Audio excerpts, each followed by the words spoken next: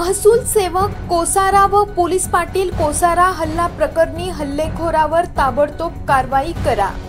नमस्कार, मी Jayashree Sonawane, blue storm TV news मध्ये आपले सर्वांचे स्वागत आहे आणि ही बातमी आहे यवतमाळ जिल्हा प्रतिनिधी रामभाऊ भोयर यांच्याकडून।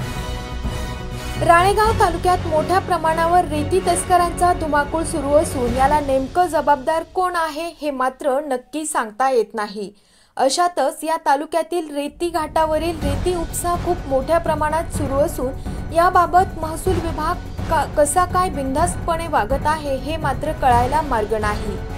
अशातच शासनाची नोकरी प्रामाणिकपणे करणाऱ्यावर मात्र हल्लेखोरांनी हल्ला करावा हा एक विचाराचाच भाग आहे। अशातच दिनांक 17 नोव्हेंबर 2025 रोजी सोमवारी पहाटेच्या वेळी 3 ते 4 वाजताच्या सुमारास कोसारा येथील पोलीस पाटील गाणार आणि महसूल सेवक दिलीप नानाजी पचारे रेती घाटावर गस्त घालण्यासाठी गेले असता त्यांच्यावर ट्रॅक्टर चढवून त्यांना जीवे मारण्याचा प्रयत्न केला, परंतु सुदैवाने ते दोघेही यातून बचावले असून दोघांनाही जबर मार लागला असून दोघांनाही कायम अपंगत्व आले आहे।